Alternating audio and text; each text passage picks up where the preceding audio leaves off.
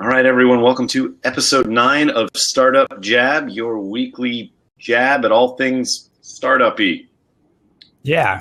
Yeah, I'm going to have to do better than that. Welcome, as always. I am Jason Nellis, Chief Executive Overachiever of Overachiever Media, and with me, as always, the Garth to my Wayne, the Dr. Drew to my Adam Carolla, it's Teague Hopkins. Teague, how are you, sir? I'm doing well. I'm glad to hear. Also, in that setup, I'm the loudmouth personality and you're the smart one. Just so we're clear, it's not because you're not the cool one and I am the cool one. But that is also true. Well, no, that's not. The problem is neither of us are the cool one. Let's call it what it is.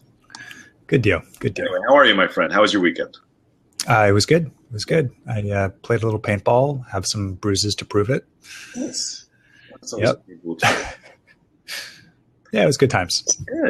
Good. I had a bat mitzvah over the weekend. It was thoroughly exciting in that it was super filled with Hebrew, and I am exhausted.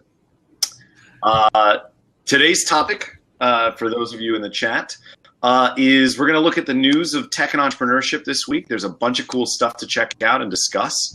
So we're going to be talking about some of the interesting stuff. Hopefully some people will jump in as well and want to talk about their startup or some of the challenges that they're experiencing. Yep, as always, we're happy to open it up to questions from the audience and absolutely get into some of that. Yeah.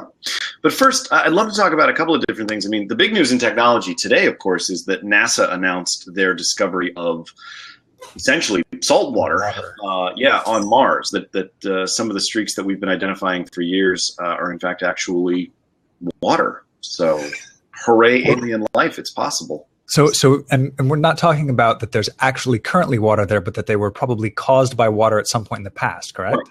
Right. Yeah. Well, no, actually, although we have evidence of that, there may actually be some form of water buried deep that we haven't been able to find yet. I think some of the findings were indicating that there's a possibility that there may be some form of liquid water still existing on the planet that we just haven't had we haven't exactly sent drilling a mile down, right? There may be something that we just can't see yet. Right. So life under the surface, perhaps. Yeah, exactly. Subterranean Martians. Sure. Subterranean Martians would be band name, dibs. Yep, that's a good one. Yeah. But yeah, no, it's been an interesting news day for that. Meanwhile, the world of entrepreneurship continues to churn. Teague, did you see the article I sent you just before the blab began? I did. I thought that's interesting. You want to give a summary for the people who Absolutely, and I'll throw it into the chat for those interested as well. So it turns out that 18F, which is essentially the government's innovation hub, has been working on a way to improve usability for all government sites. One of the ways that they've been trying to establish a more unified experience for folks is to actually unify the look and feel of government agency websites. So not just within an agency, but across the entire web. And so they released a Medium article detailing their US web standards, which I think is fascinating. And aside from the fact that they've chosen a relatively benign color palette, the standards look fairly easy to follow. They look fairly elegant, nothing too extraordinary. I imagine that a lot of agencies wouldn't have too much trouble implementing some of this. And it's not just a style guide. It's not just a visual style guide. They've also written some of the code already, right? They've designed the UI and built some modular UI elements that can be reused across sites. Yeah.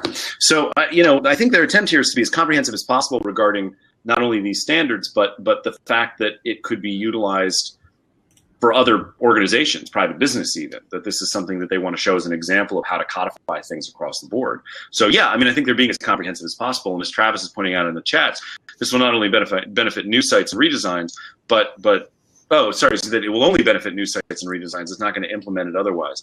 I don't know. I think that's accurate. You think so? Well, it's not the kind of thing that you're going to start using unless you're redesigning the site. It may be used in, one of the hopes is that it could bring down the cost of redesigns, particularly if you're just doing a facelift. Sure. Because some of the elements are already built and you've got some of the design work already done. And so if you're implementing a known design, that's going to make it a little bit easier than if you have to do a whole discovery process on top of the design facelift. Yeah, I don't know. I could see, just to take the counterpoint for a second, I could see there being an opportunity for somebody to say, look, it's worth us investing to not only make these sites more usable, but we can reduce costs by eliminating some of the physical/paper resources that we devote to these kinds of programs by driving everybody to the website if we can make the website more usable, right? So there may be a third or fourth step, sort of ROI that could come from just normalizing all the sites that are out there. And an excellent question, why is that good news? Well, I would say it's good news because I think any sort of standard that makes it easier for people to use any sort of website, particularly government websites, is positive. Teague, would you agree?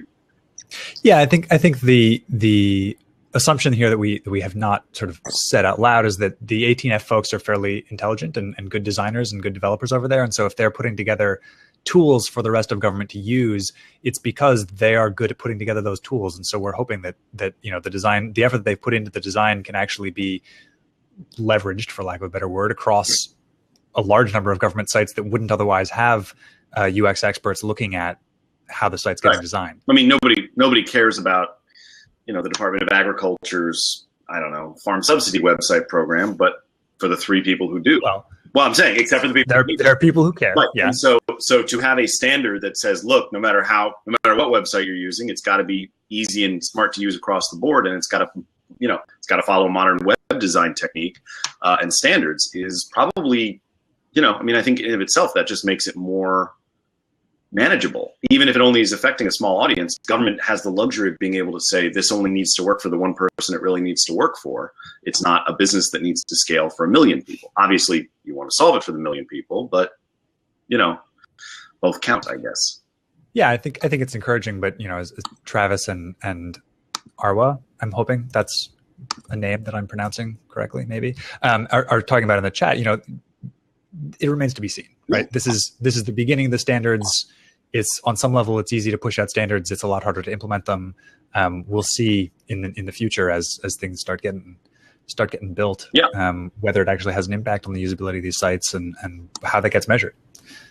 Yeah, and I think ultimately too, it's a good step in the right direction. I would argue it's a good step in the right direction for government agencies taking a look and saying, we're past the point of sort of being able to say, well, we threw it online and it's good enough, that it actually has to meet a modern standard of usability so that people who are accessing it from desktop, from mobile, from a BlackBerry, from, whatever source, particularly as we now, continue to develop mediums that sites can be experienced on, these things should follow a certain modern, experience, if not aesthetic. Yeah. That's right.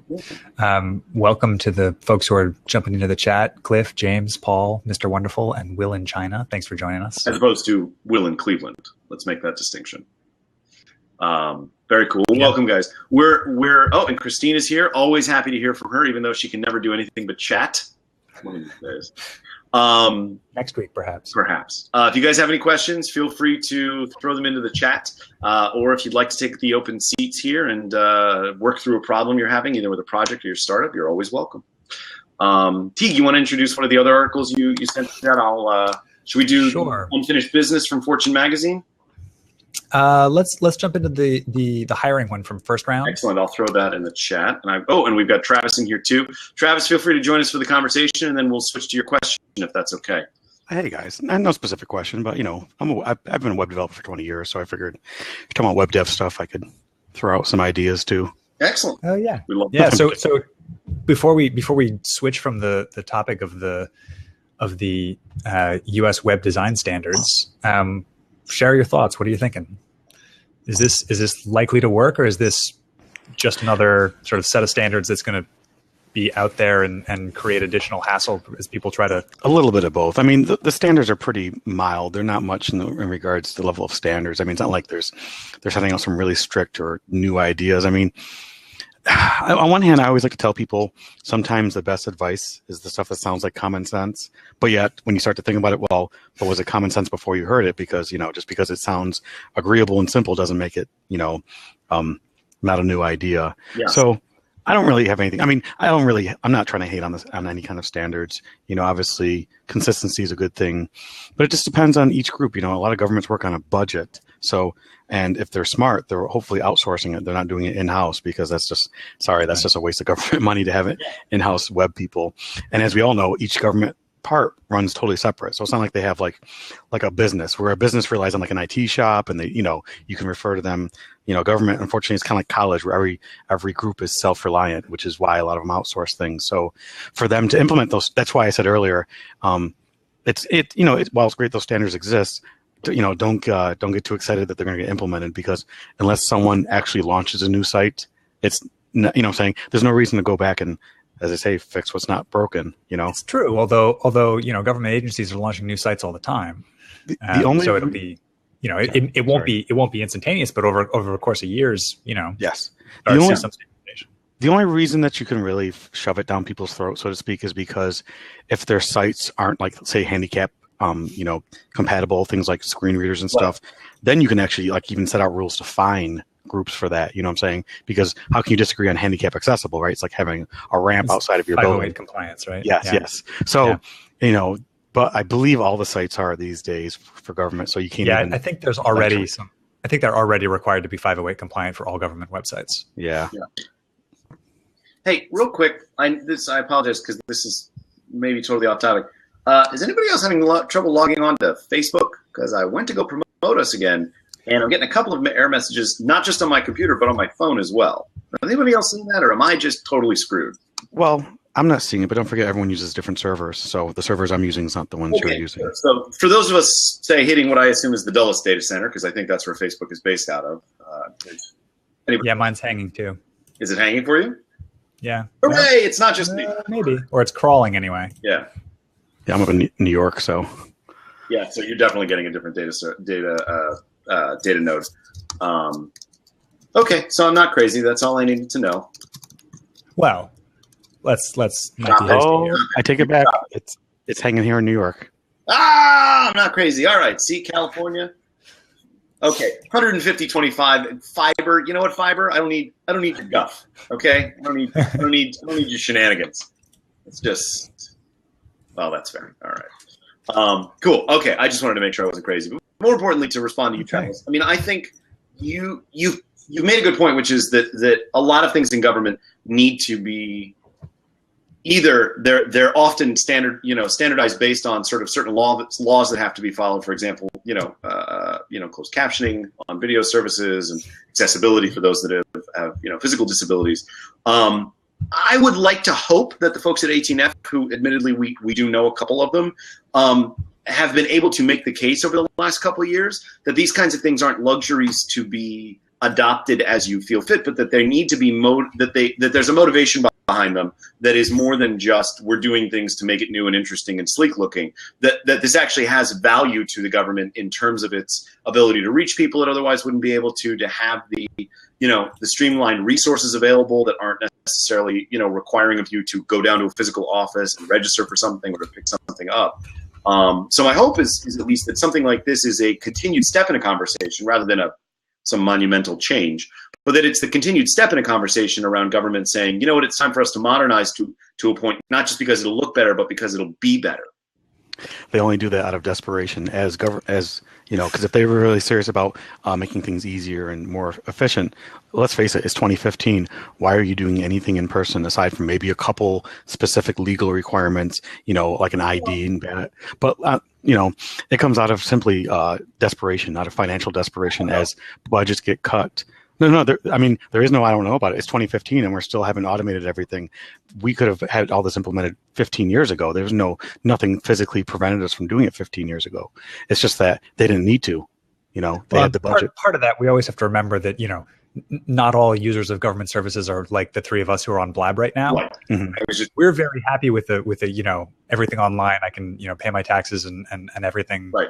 Through the website, but there are a lot of folks who are not comfortable or don't have access. And admittedly, there are fewer folks in the US who don't have access to the internet than they used to be. We're doing a relatively good job, but broadband penetration here still isn't what it should be.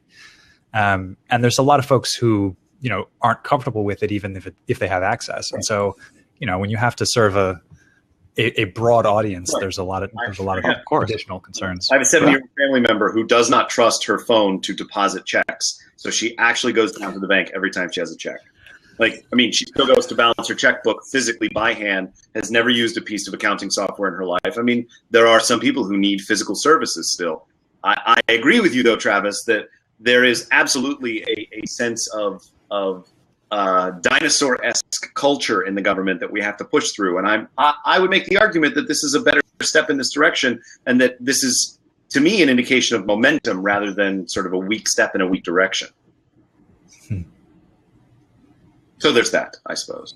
Mm-hmm. From an IT, yeah. Obviously, I'm not saying, to not have the offices. I'm just saying, let's be realistic. If they really cared about efficiency and saving money, they would have implemented this stuff many years ago. They would have downsized their offices so you just have 1 or 2 people, clerks working there, and they would have pushed people that route, even to the point that it would be efficient to have a computer at the DMV or a line of computers and a person there, and basically asking people, hey, what do you want to do today? What are you trying to do? Blah, blah, blah. Hey, come to this computer and fill out this form. You know what I'm saying? It would actually save them money. So it's never truly been about saving money until there's none left. When the budgets are cut, they start to care. Look at the medical world. The medical world refused to modernize until they were federally mandated to. I took a job at a hospital in 2004, and you know what they were using, even in IT? Windows 98. Yeah. I mean, it's like it was ancient by then. It was inefficient, and if you remember, it wasn't even stable. You remember you had to reboot Windows at least once a day. Had to. A lot of people forget those days, and here they were using it. They didn't have digital X-rays. They had to be forced by federal mandates, and that's not a niche example. That's how everyone ran it. Yeah, as Paul is saying in the chat, old school is often the most secure way of doing things. Just because we have new software doesn't mean it's robust and secure. Many new software has awful security flaws. And that's even more true when you have new software that becomes old software and gets, the support gets sunset, and you don't have new security patches. You have something like Windows 98 out of service, and it's then vulnerable both to the older and the new. Yeah. Unlike, maybe something like Unix, for example. And there's a reason why a lot of government services still run on mainframes. Yeah. Yeah. Because apparently we like all of our computers in big rooms as though it's 1950 and it takes, 6 tons worth of hardware to save 3 megabytes. IBM's still making a fortune off those AS400s. Yeah. I mean, for some things, the stability and the security is more important than actually having the latest. That is true. Wow. Washoe County, Nevada still does background searches by hand. Ooh. Fascinating. Yeah. I'd also like to call out, there's a gentleman who has not logged in, but is the +1 up on the top there. Maxim from Include, you need to log in and come and say hi. I'm just throwing that out there. How do you know who that is? Because he tweeted a picture of me screen grabbed, so I know. Because when I was scratching my head, so he's got a picture of me with just my arm up here. It's super high quality too. It is not super high quality. Anyway, more to the point. Well, I was going to say, Travis, you're welcome to hang out. We're going to talk about how to hire a top performer every time with these interview questions. Teague, take it away. So this is an article from First Round, which I believe Jason shared the link and sending it again. Excellent. And they've got a list of what they have, what they call the 7 characteristics that comes out of the company Koru, which I had not heard of before, but it's a pretty good list, and I think it's interesting the way that they separate them and the way that they test for them. So the list of the 7 characteristics that they interview for are grit, rigor, impact, teamwork, ownership, curiosity, and polish. And some of these are things that we've heard about before, and we know that more and more companies are looking for grit in their employees, and there's all kinds of research around how do you develop grit in children and things like that. And what's interesting about this article is for each of these things they talk about what the CEO of Koru uses as the sort of the questions to ask somebody to get a sense of measuring that that particular characteristic. So some of the interesting ones, I mean, for rigor, for instance, that tends to be what most interviews focus on already. And to some degree, I think it's because it's an easy thing to measure. You can, we're talking about rigor as whether somebody is analytical and whether they're data driven and whether they have the intellectual horsepower to take on, the analysis of data. And so some of that is easier to test than some of the soft skills here, like teamwork, for instance. And the idea of ownership, which is, I think, particularly in smaller organizations, is a crucial characteristic, because you don't want people who are just sitting around waiting to take orders, right? You don't want people who are just listening to, who are just there to do what somebody else tells them to do. You need people who take ownership of something and figure out what needs to be done and drive it forward. Yeah. And in larger companies, larger organizations, there's a little bit of a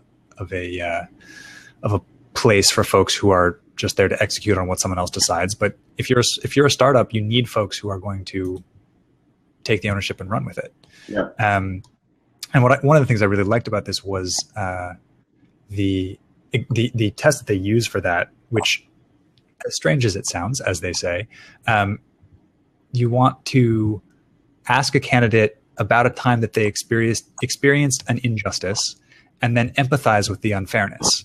So they tell you about a time when their boss was totally crazy, or when somebody they work with was totally crazy, and you say, "Are you kidding? That's crazy. What a jerk." And then listen to how they respond to it. That's entirely robotic. Wow. So I asked about a bad time. That bad time is bad. What a jerk. Bad time. So that's the setup, right? That's what matters, is what comes next, right? Which is if you sympathize and you say, okay, that person's such a jerk, right? Like this story you're telling me sounds crazy. That person is ridiculous. And if they go along with it and give into the temptation to sort of self-pity and talk about, like, oh yeah, it was totally terrible, and dive more into it, that's a warning sign, right? If instead you get somebody responding something like, I believe the line is in here, yeah, but I recognized it wasn't worth my time to complain about it, instead of doubling down on the complaining, then you found somebody who actually takes ownership, right? And that's really interesting. Now, if everybody else reads this article and you start seeing that kind of stock responses, then it's probably not going to be super useful. But I have to imagine that most of the folks who are reading the article are, simply by virtue of being interested in how to hire top performers, are more likely to be in that category. Sure. Well, it's interesting. I mean, I think looking over these different qualities, it's interesting to me that polish is listed. I actually wouldn't. Yeah. I don't know. I mean, yeah, I think that's interesting too. They don't really mean. I don't know that they really mean polish. I think what they mean is communication, because the example that they're giving is, somebody who can write a term paper but can't put together an email in 3 concise bullets that are clear and relevant. That's not polish. Polish is, do you show up to a meeting with a new haircut and a nice suit, right? Which is fine. Right. That's important to somebody. I mean, there's certainly, you can't show up at a law office in jeans and a t-shirt, but that's not the same thing as, having the ability to take 3 pages of paper and take them to, 3 bullet points. It worked for Steve Jobs is absolutely accurate. Yeah. I was just actually, before we started, having a conversation about this with Ryan, who's a friend of the show.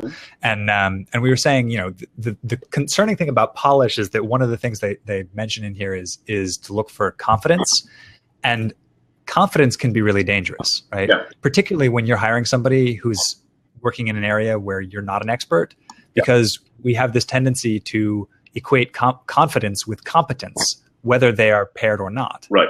And so the fact of the matter is, I think you're absolutely right that polish is not what they mean. Communication is what they mean, right? You want people who are able to communicate and who are able to communicate efficiently, and who understand, when they should speak and when they should let somebody else speak, and have that level of interpersonal skills. Yeah. But simply confidence in their abilities, which often is equated with polish, leads to the problem that was talked about in the HBR article last week about why so many incompetent men become leaders. Yeah. Where, we have this tendency to constantly, because I am one. Incompetent, not necessarily. I mean, I'm a man, obviously. Oh God. Anyway, no, I get it. Yeah. Yeah. If you're listening, Sean, given that I think you guys are hiring, I'd love to hear your thoughts on this, or anybody else who's in the process of hiring up. Just because, I mean, I've got a team. We're going to be growing fairly soon. It's certainly something that's on the front of my mind. Travis, do you work independently, or do you have a team that you work with? I mean, what are your thoughts on this? In 2012, I did a startup that didn't really work out. I work from home, 9 to 5 kind of thing for a real place. There's only one problem with this article I kind of have a little bit. It's the same problem I see that everyone makes that writes this kind of material. We just want to hire people that are like me.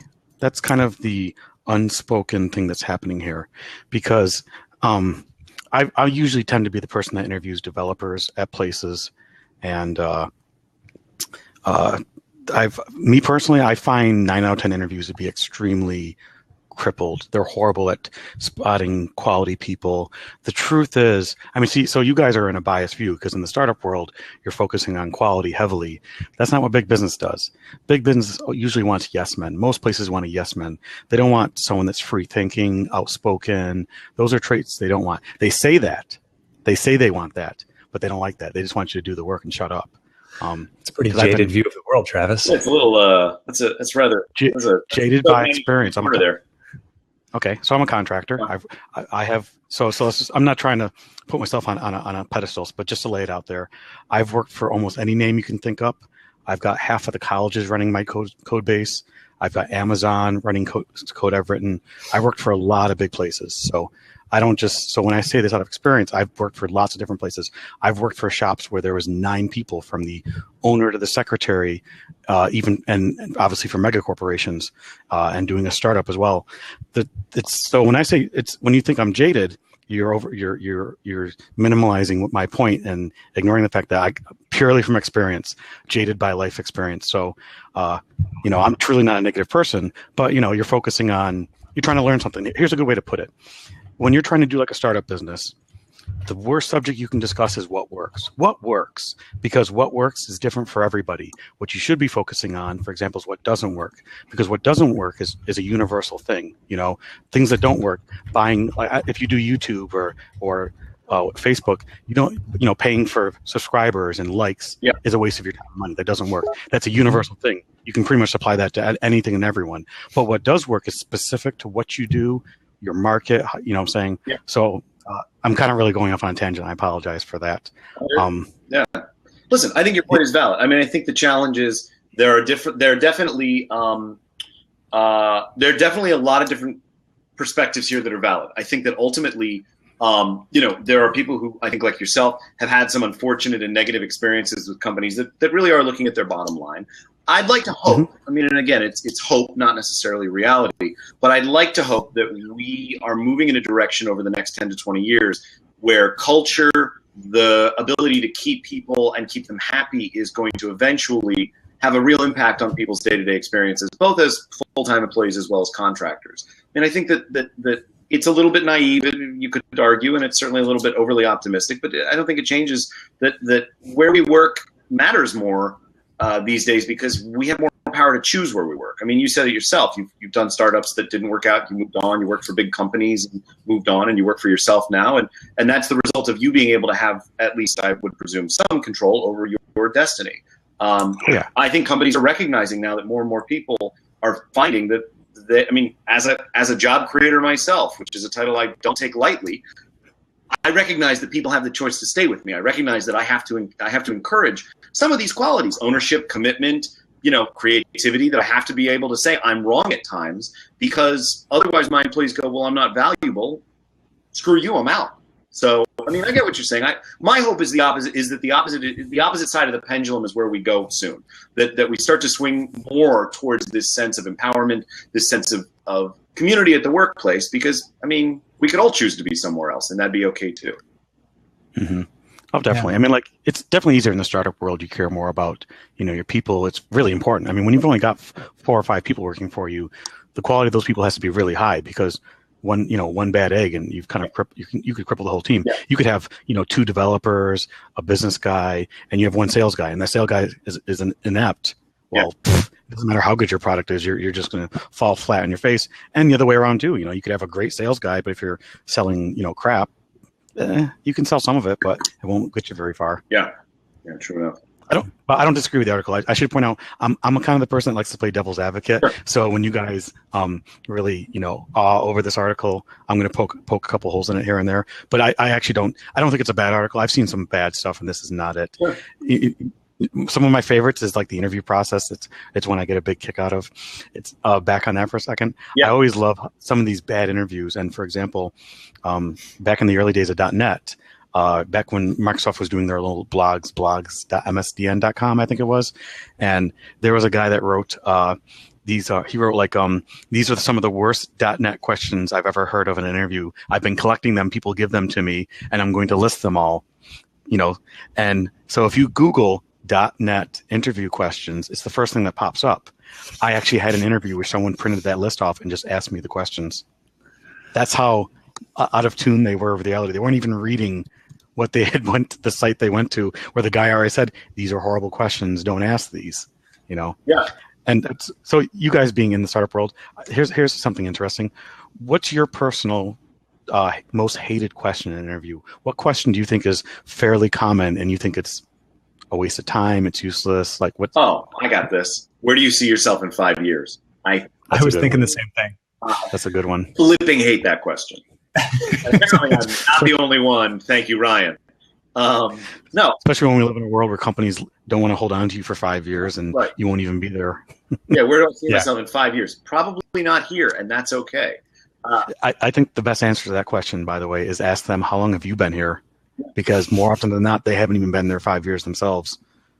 Christine, I think what's interesting is when you ask people why they're asking that question, and sometimes you can oftentimes you get I'm asking it because it's a question that I had in an interview, which is sort of the cargo cult of interviewing. It's I'm just going to ask all the questions that I've been asked without actually thinking about why, how I'm using them to evaluate a candidate.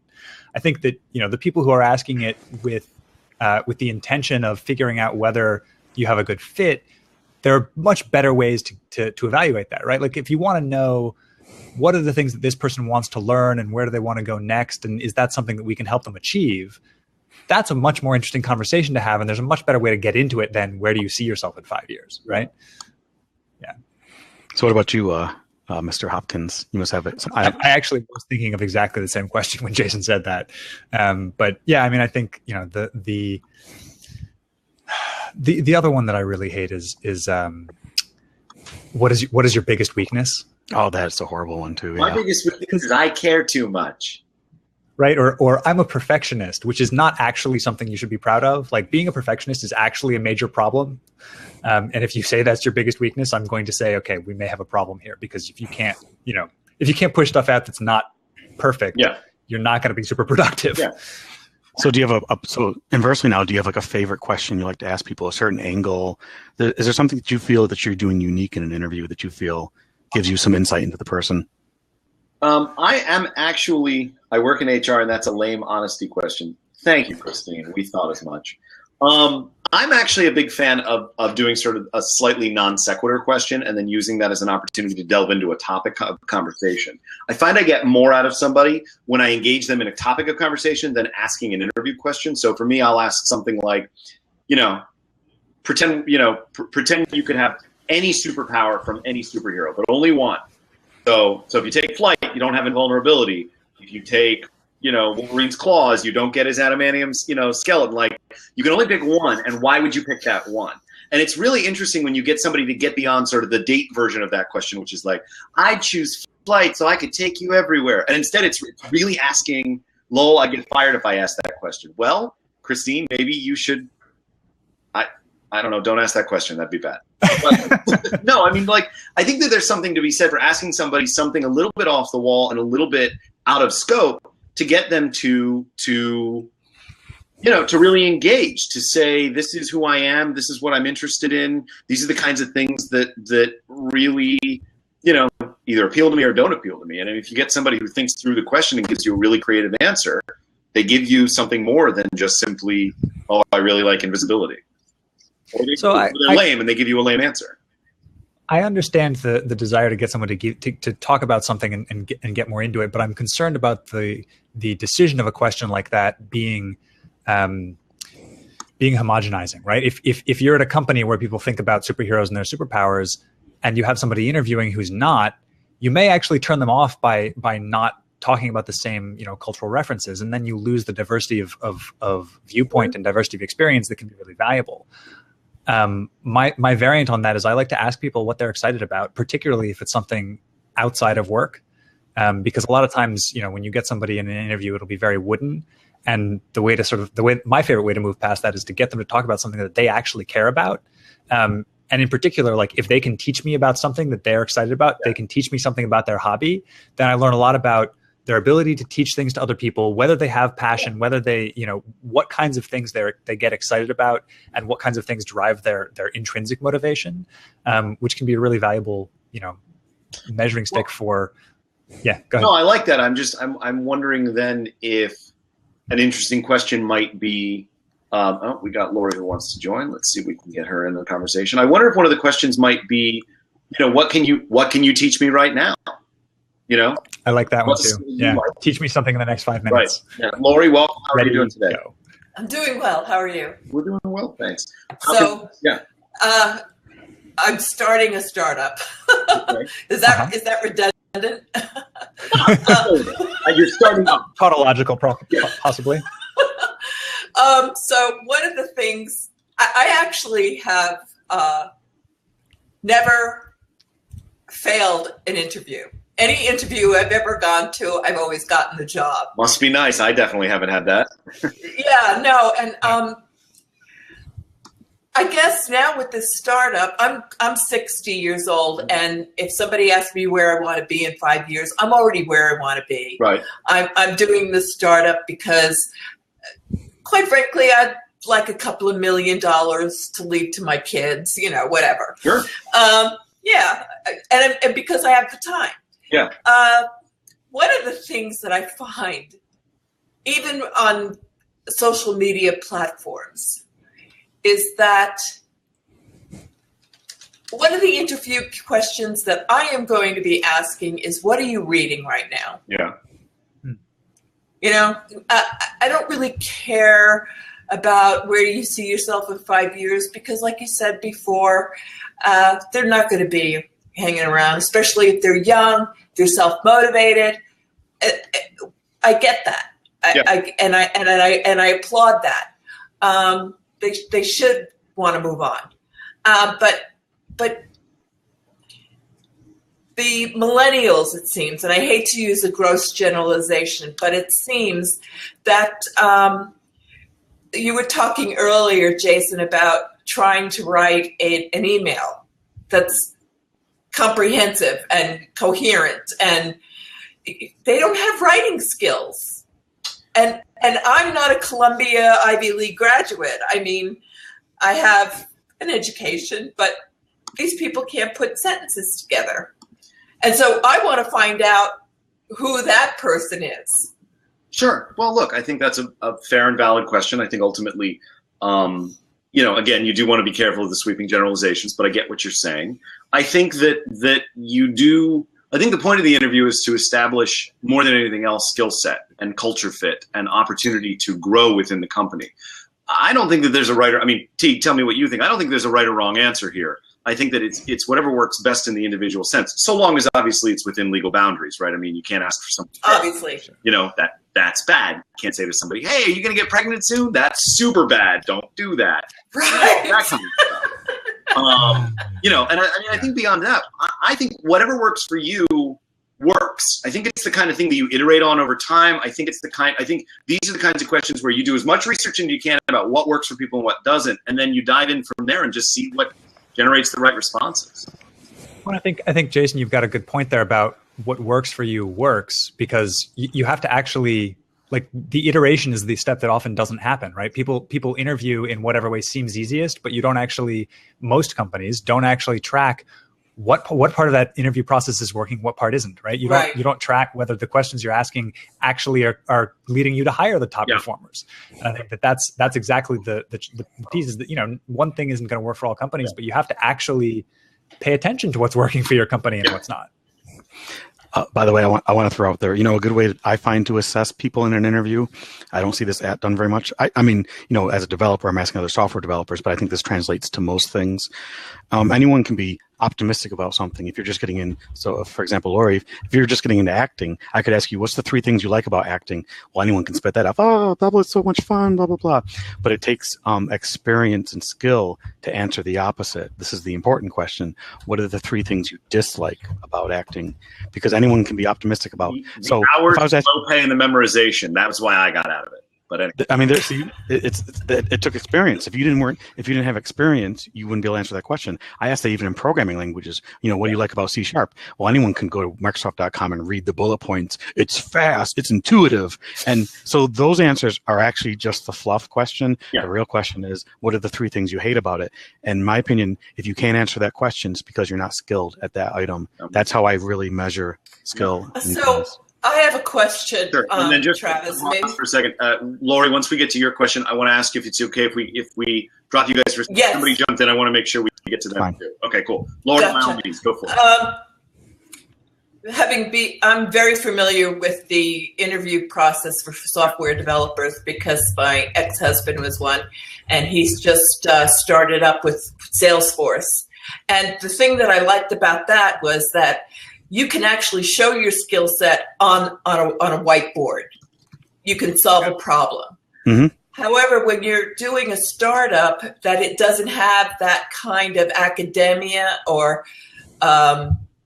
problem solving, where do you start? I mean, I'm going to ask you that question, Jason, as well, and Teague. Where do you start? I need sales. I need HR. What are the questions you want to ask at that moment? I'll say bye, and I'll let you take it from there. Okay. Thank you. Yep, anytime. Thanks, Lori. I don't know, Teague, what are your thoughts? Well, I'll let our guest Travis answer first. Sorry. I actually have to defer to you guys because I just work in the developer world, so I'm in a very tight pool, so I can't answer that question. Yeah. Well, I don't know, where do you start? There's so many things to start with. When you do finally get your first employee, yeah, I mean, I'd make sure that your paperwork is in order, that you're paying them properly. I'd make sure that really more than anything else, I'd scope out the job, but. Well, and what do you scope out for the first job? Often it's the area where you have your own weakness. Yeah. And that's why it's so important as a leader to know where your weaknesses are, because if not, you end up hiring people just like you, and you can end up, if I'm a really great developer and I hire 5 other developers, that's wonderful. But who's going to do the sales? Right. When my first hire was, here are the things that I don't want to do. Oh, bummer. I was going to invite Sarah up here. All good. When we were ready to hire, when I was ready to hire my first employee, it was, in part, I needed to get some things off my plate to be able to focus on the things that we were underserving. So I knew that sales was something that wasn't going the direction it needed to go, and I needed to get some of the day-to-day operations off my hands in order to be able to manage that. So I hired somebody who I knew could take over and do a better job at some of the rote day-to-day activities. And since that employee has grown to become our lead copywriter and editor, and she's spectacular. And I think that there's a couple of different paths that you can take. It's just a matter of deciding what is your biggest pain point when you're ready to hire, and making sure too, if I can throw it out there, that you actually have enough money in the bank to pay them for a good period of time. I often see people hiring too early because they think that they need it, and really what they need to do is just buckle down for another 6 months, get more sales in the front door, and streamline their processes before they manage it. So. Yeah, I think it's Fred Wilson who says that the 3 jobs that a CEO has are get the right people on board, make sure there's enough money in the bank, and communicate the strategy of the organization or the mission of the organization to everybody at the company. And that's it. And anything beyond that is not the CEO's core job and should probably be delegated to somebody else. I think that ultimately in the challenges that we face with our growth as a business and as our strategies begin to iterate and change, the kinds of people that we look to hire are, well, they're shifting. I mean, they're always shifting. And the kinds of people that you need today are not the kinds of people you need in 6 months. So more than anything else, the thing you need is somebody who can, really somebody who can, go with the flow, somebody whose job title can, and responsibilities can change if necessary. Whether that's you really only do, need a developer, for example, who knows, who can write in JavaScript and pull MySQL database, queries, that's fine. But that person may also later get pulled into sales conversations, and they may get pulled into some of the marketing conversations, or you need to build a website, and you need somebody who can think through the product side of it. Flexibility is, in my mind, really important. Yeah. Well, and in particular, when you're an early stage startup, you really want a lot of generalists rather than specialists, because everybody's going to end up doing everything. Yeah. And as you get bigger, you can actually specialize, and you can have some folks who have more skills in a particular area, right, and less breadth. And that's in some ways necessary as you grow. But in the beginning, you really do want that, you want the jacks of all trades. And if you can get T-shaped people, the people who have a lot of depth in one area and then breadth across the top, that's ideal for a startup. Yeah, I'm just that guy who lays flat, mostly because I'm asleep on the couch. It's super great. We got a great couch. It's good. Actually, it's good. I need some pillows for the couch. It's not that great. And the other thing, as long as we're on the topic of couches, you think about the culture of an office. Yeah. It's a stretch as a segue goes, but you think about the culture in the office, and you really want people who are a good fit for the culture, but you also have to know what your culture is and what you want it to be in order to do that. Absolutely. And I think that, when the culture falls apart and you've made bad hires when you've made hires that were not a good fit on culture because they were technically skilled, you end up with, situations like Papelbon and the Gnats. Right. Yeah. And you can see the effect that has on the entire organization. But I mean, I also don't think one should physically choke a teammate of any kind. Because that's not great. Pretty unquestionably not okay. I mean, I could be wrong, but I'm not. Yes, Sarah, that is indeed an HR violation. No, I think that you're absolutely right. This is, I think, one of the reasons that we focus heavily on culture nowadays. I think, as we were talking about earlier, I mean, the value in it is now more tangible than ever. I think the challenge with it is how to be intentional about it. And intentional is one of those flipping buzzwords that I hate. And it's particularly not good for those of you that are actors or former actors in the room, because you all know that it just means to do things with purpose. I think that it's an interesting thing. I remember back in the day having, worked in offices with full surround sound TV setups with Xboxes and PlayStations and Rock Band gear and all that. And for the first 3 or 4 months, we'd play every week and we'd make a thing out of it. And after 3 or 4 weeks, we'd stop playing with those things, because the work is really what determined the culture, not the fact that we had a bunch of fake guitars. Right. Those are perks, not culture, right? Culture is how the work gets done, and perks is your free beer and ping-pong. And don't get me wrong. I mean, Ray, I'm a huge gamer too. I mean, we've talked about esports on this a couple of times. My boy Teague here is unmatched in Halo. He's not. He's very well matched, in fact. But the problem is that there's a difference. And constantly if you're lucky enough to be in a world where gaming is your life and you can make money on it, as I'm guessing you guys do, huge GTA Online fan. We'll talk later. Then you should enjoy it. You should embrace it. It should be your culture. But it's not the same thing as going to work for a technology firm that wants to build the Uber of blank, and as a perk, you got a TV and GTA 5 on it. I think that one of the challenges that a lot of modern companies are trying to grapple with is that they see the perks as being the culture and not the other way around. And this is where you get into like places where they toot their own horn about how they have a full fridge and they've got Red Bull and they've got, weekly massages and stuff. And those are all great, but that's not the same thing as when I sit down for my quarterly review, I understand what's coming down the pike and understand that the company has been working in the long term to support my needs, and I've been working to support theirs. And I think, I don't know, we've turned this into a culture thing, and I'm just spouting stuff at this point, but you get the idea. Yeah. I mean, we end up here more often than not. We do, for good reason. Well, because it's important. A lot of things end up coming down to culture. Yeah. Right. A lot of performance issues end up being about, is your culture one in which people can be high performers? Hey, my performance issues are none of your business. Okay. This is a private matter between me and my doctor, and I'd appreciate it if you wouldn't bring it up. Now we've made it uncomfortable. Now just let that awkward silence sit for a second. HR.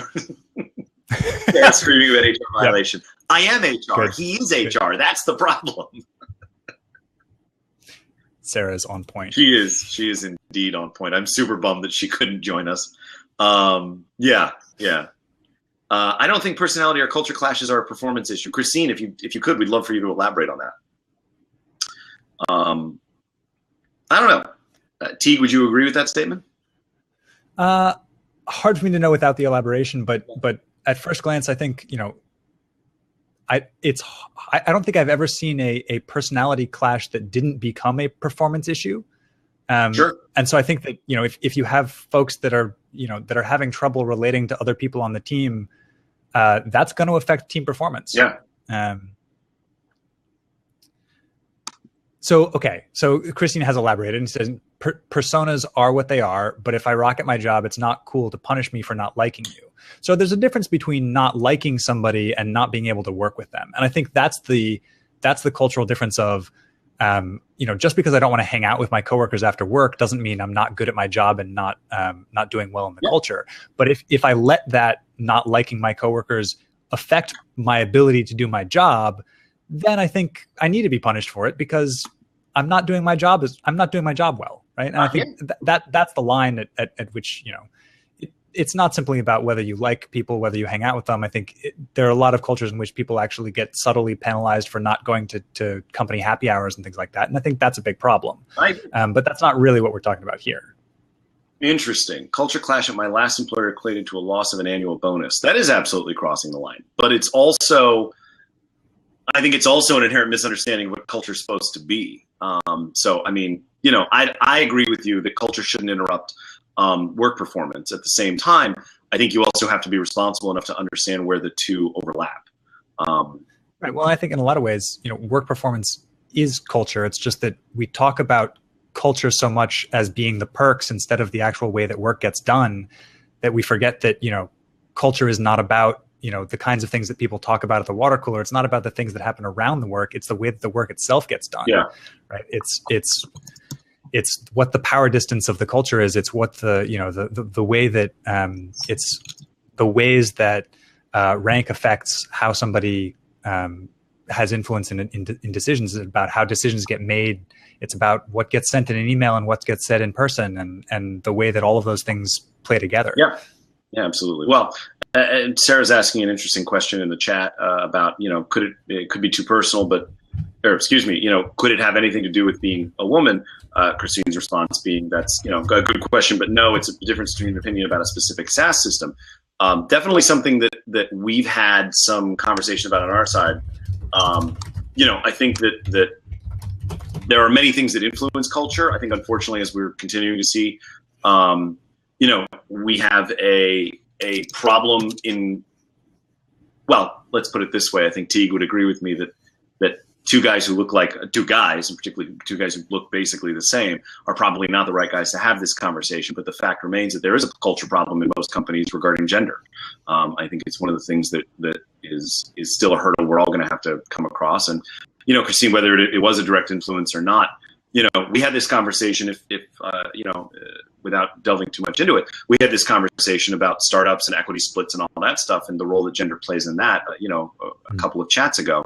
And the truth of the matter is, unfortunately, it's still a challenge that has to be overcome. I mean, Teague and I are looking at this from the golden perspective of having to be, white, male, and relatively well educated. Although we're super privileged. We are super privileged. Teague is also better educated than I am. So there's that. Still waiting on that too. The 9:30 deadline is looming. Well, you let us know in a couple days because I definitely want to hear how that goes.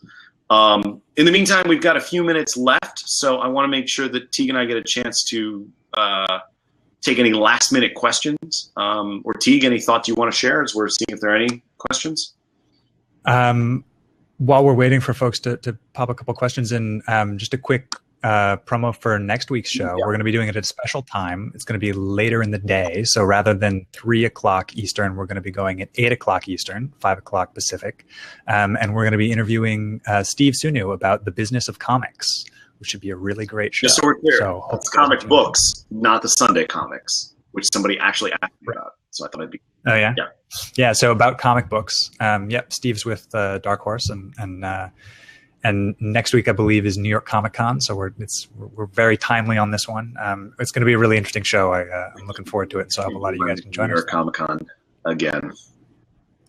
Hurts my soul. I used to go to San Diego every year. I had the most incredible stories out of that. I once inadvertently challenged one of the former producers of Star Trek: The Next Generation to a trivia contest about Star Trek: The Next Generation while I was severely disadvantaged, let's say, and how'd that go for you? He whooped my ass. I named some episode with some planet involved, and he's like, "Dude, I named that planet after my kid. Are you kidding me?" Screwed. I am screwed. What have I done? Comic-Con is the nerd version of Burning Man. No, there's a lot less burned at Comic-Con, and nobody comes back having been consumed by bugs. Although bed bugs, I suppose, could be a problem. Anyway, well, it sounds like it's about time for us to wrap up. Teague, as always, where can folks find you online?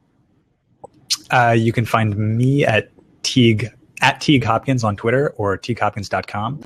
And you can find StartupJab at startupjab.com and join our mailing list, and where we send out, or we try to remember to send out, notifications about upcoming shows, especially ones that are not on our regular schedule. Absolutely. You can find me at Jason Nellis on Twitter or at overachievermedia.com.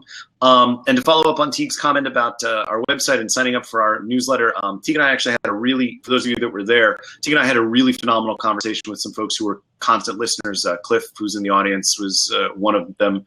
Mubs, I think you may have been there for a few minutes as well. Forgive me if I'm forgetting anyone who's here. We got some really great feedback. We're going to use that as an opportunity to rethink through some of the show and how we make it better for you guys. But in the meantime, the best way for you to help us is to tell us what you think, good and bad, and to tell your friends. We're really trying to build our audience at this point. So any thoughts you have on growing that would be really spectacular. And with that, I think we'll close out. Teague, any last thoughts before we shut it down for the evening? I think that covers it. Excellent. Well, thank you guys for joining us. As always, we appreciate your time and know that you have other folks you could be listening to, and sometimes you get stuck with us. But we look forward to you next week. As Teague said, 8 o'clock East Coast, 5 o'clock West Coast next week on the business of comics, comic books specifically. And with that,